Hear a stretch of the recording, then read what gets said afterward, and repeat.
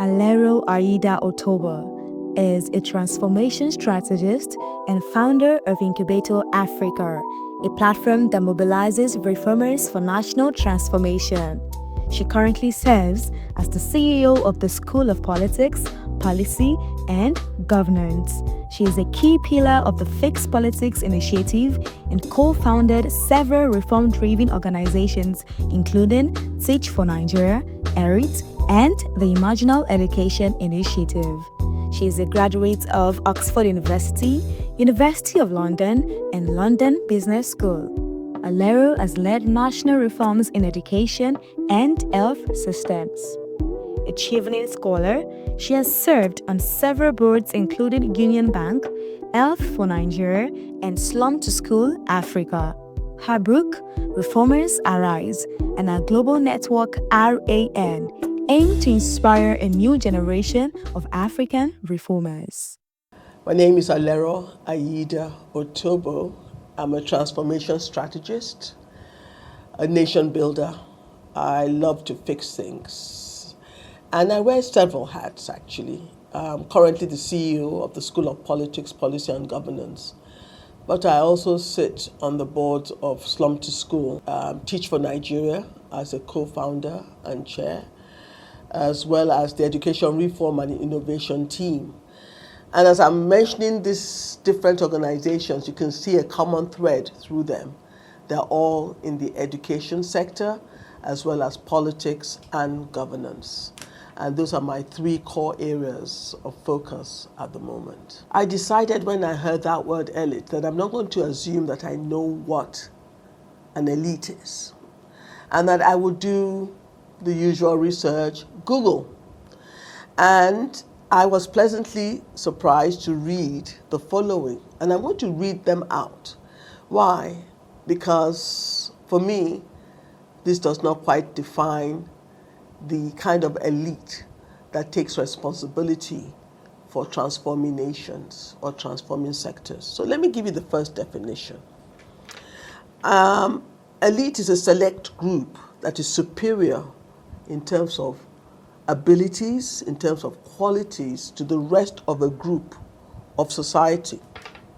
So they're superior in ability or qualities to the rest of a group of society. And that's Cambridge.org. Britannica has a different definition. It says the people who have the most wealth and status in a society, the most successful or powerful group of people. So the question then that emerges, do we have this class of people in Nigeria and on the continent of Africa? And of course, the answer is yes. We have extremely wealthy people, extremely rich, well-educated, powerful, and they are meant to be taking responsibility for Nigeria, for the different states, the 36 states of Nigeria. They serve as governors, ministers, commissioners. So the question is, are they really the most educated, best educated, or best trained in the society? And my answer is no. No. And if you give me one more minute, I'll tell you why it's no. I think what has happened over the years is that we've got people who have run for office that may not be the best of the best. They may be well trained in other professions, but they have not been well trained in governance, in policy formulation, in policy execution, and even doing politics in general. Research clearly showed that we had people who were running for office, who were governing, and were not aligning or complying with the rules of governance. And when you don't do that in a nation, you destroy the fabric of that nation. That's the first point. The second point of who is an elite. I don't know that you've ever heard of the Navy SEALs, the US Navy SEALs, the elite corps, the best of the best. They're trained for 6 months, and they go through a week they call the Hell Week, that trains them for stamina, for resilience, for persistence, for never giving up.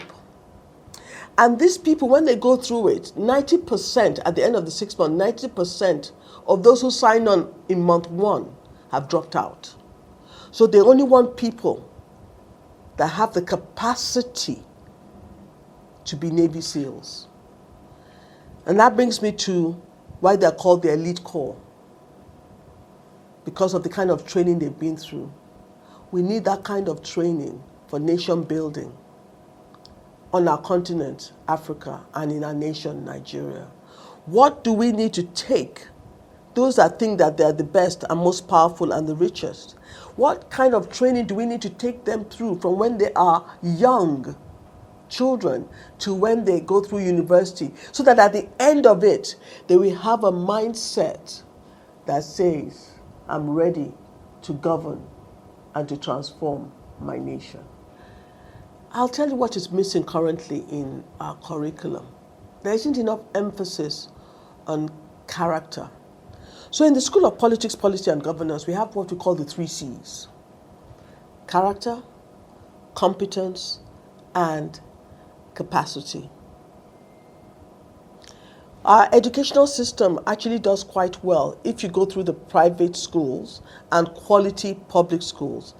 You actually do quite well with competence. You come out with knowledge, you come out with some level of skills. The knowledge for mathematics, if you do well, English, you can speak English, geography, history. You come out knowing enough to pass WAEC, and if you get distinction or grade 1, you've done well. You go through our university system, 2-1. But the problem with the quality of our education now is that's a little weak on the character side. It's good with raising our students to have knowledge and skills, but it's weak with the impartation of values. At the School of Politics, Policy and Governance, we have what we call the 3 C's. 1, character. 2, competence. 3, capacity. Character education is weak in Nigeria as we currently teach it in our schools. We do not have a character education curriculum that ensures that every child that goes through it will come out with values that we uphold in our nation called Nigeria, the values that is in our pledge, the values that is in our national anthem. And what do I mean by that? Take, for example, a child that goes through the French system in France. They come out not just speaking French, but they have a certain persona.